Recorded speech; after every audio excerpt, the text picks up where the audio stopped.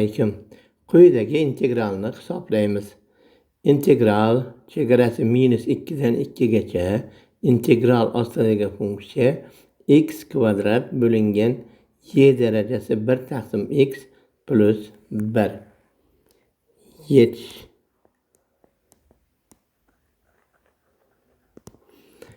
Dastlab quyidagi tengliklarni isbotlaymiz. A'dan B'gacha fx dx teng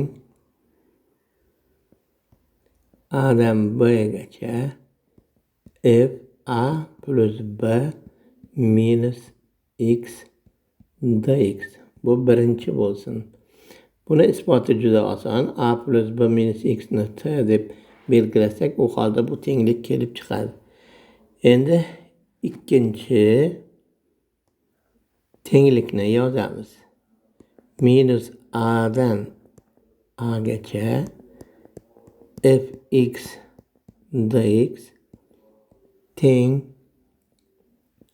0dan A'gacha fx plus f minus x dx. Bu ikkinchi bo'lsin.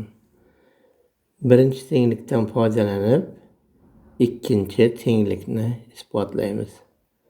Minus A'dan A'gacha fx dx teng birinchi tenglikdan yozishimiz mumkin. Minus A'dan A'gacha f minus x dx. Bu teng minus A'dan 0gacha f minus x dx plus 0dan A'gacha f minus x dx. Birinchi qo'shiluvchi integralda minus x ni x ga almashtiramiz. U holda bu teng bo'ladi 0dan A'gacha fx dx plus 0dan A'gacha f minus x dx. Yoki buni yozishimiz mumkin. 0dan A'gacha f x plus f minus x dx. Endi birinchi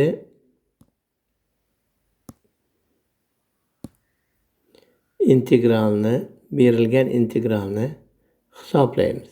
Ya'ni integral minus 2dan 2gacha x kvadrat dx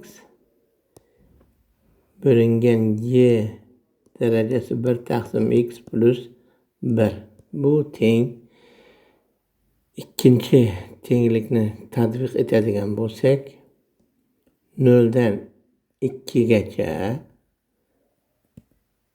fx o'rniga demak x kvadrat bo'lingan y darajasi 1 taqsim x plus 1 ni qo'yamiz va plus minus x ning kvadrati y darajasi minus 1 bo'lingan x plus 1 dx. Bu teng 0dan 2gacha x kvadratni qovusdan tashqariga chiqarsak 1 bo'lingan y darajasi 1 taqsim x plus 1 plus 1 bo'lingan y darajasi minus 1 taqsim x plus 1 dx. Bu teng bo'ladi 0 dan 2 gacha x kvadrat dx. Bu o'z navbatida x kub taqsim 3 ga teng 0 dan 2 gacha. Demak, bu 8 taqsim 3 ga teng. Shunday qilib berilgan integralimiz 8 taqsim 3 ga teng ekan. E'tiboringiz uchun rahmat.